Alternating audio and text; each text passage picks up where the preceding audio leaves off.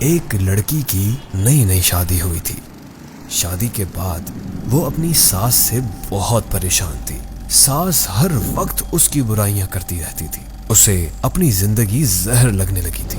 آخرکار اس نے یہ فیصلہ کیا کہ اب وہ مزید اپنی ساس کا یہ رویہ نہیں برداشت کرے گی۔ چنانچہ وہ ایک حکیم صاحب کے پاس گئی اور انہیں سارا ماجرا بتایا اور ان سے کہا کہ وہ اس کو تھوڑا سا زہر دے دے تاکہ اس کا مسئلہ ہمیشہ کے لیے ختم ہو جائے۔ حکیم صاحب نے تھوڑی دیر کے لیے کچھ سوچا اور پھر کہا، اس مسئلے کو حل کرنے میں میں تمہاری مدد کروں گا، لیکن تمہیں میری ایک شرط ماننا پڑے گی۔ جیسا میں تمہیں کہوں گا تمہیں ویسے ہی کرنا ہوگا۔ وہ اس بات پر راضی ہو گئی۔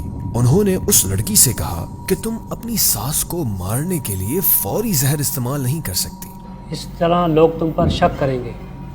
میں تمہیں یہ جڑی بوٹیاں دے رہا ہوں، یہ آہستہ آہستہ اس کے جسم پہ اثر کریں گی۔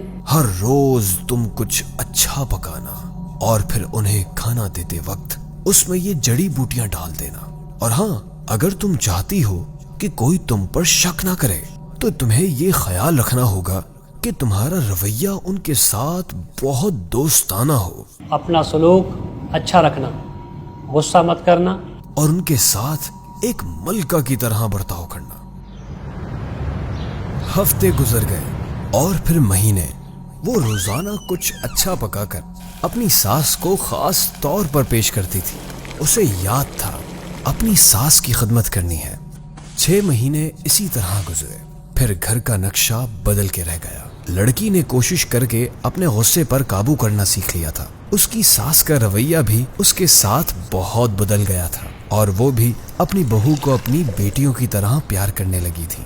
پھر ایک دن وہ دوبارہ حکیم صاحب کے پاس آئی اور ان سے کہنے لگی کہ آپ مجھے کوئی ایسا طریقہ بتائیں جس سے میں اپنی ساس کو اس زہر سے بچا سکوں جو میں نے انہیں دیا ہے۔ وہ بہت بدل گئی ہیں اور میں نہیں چاہتی کہ وہ اس زہر کی وجہ سے مر جائیں۔ حکیم صاحب مسکرائے اور کہنے لگے کہ تمہیں فکر کرنے کی ضرورت نہیں ہے، میں نے زہر دیا ہی نہیں تھا۔ اصل میں وہ جڑی بوٹیاں تھیں جو وٹامن کی تھیں، تاکہ ان کی صحت بہتر ہو جائے۔ زہر تو صرف تم دونوں کے دماغ اور تمہارے رویوں میں تھا، وہ سب تم نے اپنے پیار سے ختم کر دیا۔ یاد رکھیے، ہمارا رویہ، ہمارے الفاظ اور ہمارا لہجہ یہ فیصلہ کرتا ہے کہ دوسرے ہمارے ساتھ کیا رویہ اپناتے ہیں۔